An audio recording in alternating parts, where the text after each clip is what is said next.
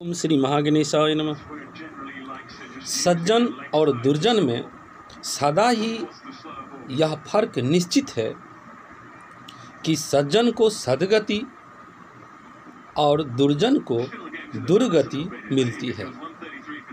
यह बात सत्य है कि जो सच्चे कर्म करते हैं उनको सद्गति मिलती है। जैसे रामचंद्र जी सदा ही सच्चे कर्म किए, सत्य पर खड़े रहे, तो रामचंद्र जी को सद्गति मिली, उन्हें हरि के दिल में स्थान मिला और रामचंद्र जी हरिमय हो गए।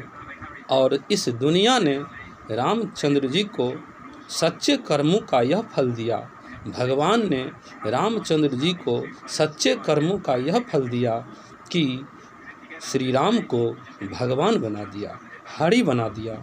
और यह बात सत्य है कि श्री राम जब सच्चे कर्म किए तो वे हरिमय हो गए। और रावण जो दुर्जन था, रावण जो जीवन भर गलतियां करता रहा, कभी स्वीकार नहीं किया और जबरदस्ती लोगों पर, जीवों पर अत्याचार करते हुए रावण जीवों को सताता रहा, इंसानों को सताता रहा जीवन भर रावण।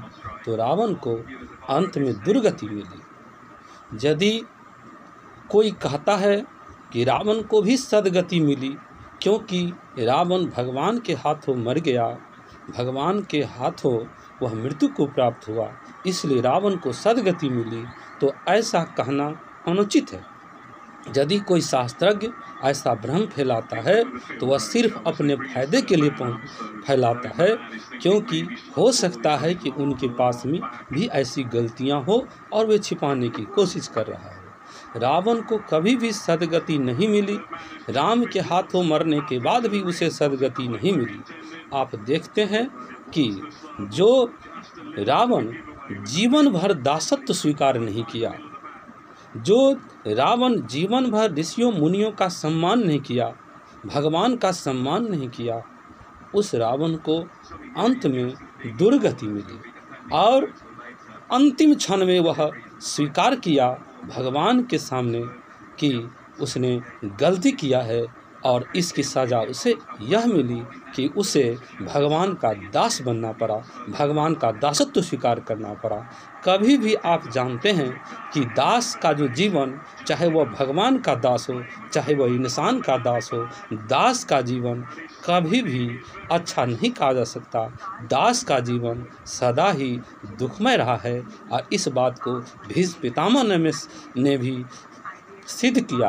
और भीष्म पितामह ने भी अपने दास को अपने दासत्व से मुक्त कर दिया था कि हे दास, दास से ज़्यादा दुखद जीवन किसी का नहीं होता। इसलिए भाइयों, कभी भी बुरा कर्म नहीं करना चाहिए। जैसे रावण जीवन भर दासत्व नहीं स्वीकार किया, ऋषि मुनियों का सम्मान नहीं किया, भगवान का सम्मान नहीं किया और रावण को अंत में दासत्व स्वीकार करना पड़ा। भले ही वह हरि का ही दासत्व स्वीकार किया, परंतु अंत में दासत्व स्वीकार किया। लेकिन राम जीवन भर इंसानों का सम्मान किया, राम ने ऋषि मुनियों का सम्मान किया, राम सच्चे कदमों पर चलते रहे, तो अंत में देख लीजिए कि उनको हरि के दिल में स्थान प्राप्त हुआ और राम हरिमय बन गए, राम हरि का अवतार माने जाने लगे।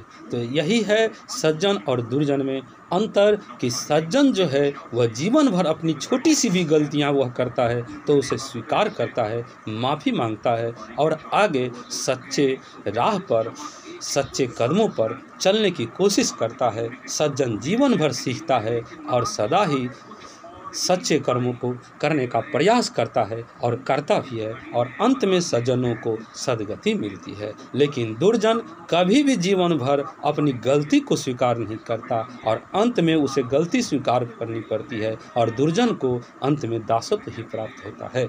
इसलिए भाइयों, यदि कोई शास्त्रज्ञ यह भ्रम फैलाता है कि पाप करने के बाद भगवान की पूजा शुरू कर दो, या पाप करने के बाद, महापाप करने के बाद यदि आप भगवान के हाथों मर जाओ तो सदगति मिलेगी जैसे रावण को मिला। तो यह भ्रम है दोस्तों, इस भ्रम में न रहें। शास्त्रों द्वारा फैलाए गए इस भ्रम से बाहर निकले। रावण को कभी सदगति नहीं मिली, उसे दासत्व स्वीकार करना पड़ा। और राम यदि सच्चे थे, सज्जन थे, तो राम को देख लीजिए कि हरि में बन गए रामचंद्र जी। राम को इतना बड़ा सम्मान मिला कि उन्हें हरि का पद मिल गया। भगवान राम हरि में बन गए। तो यही सज्जन और दुर्जन में अंतर है। इसलिए दोस्तों, यह ब्रह्म सत्य है कि जो सच्चे कर्म करेंगे, जो सज्जन होंगे, उनको सद्गति मिलेगी और दुर्जन को दुर्गति मिलेगी। जय श्री राम, जय श्री महागणेश।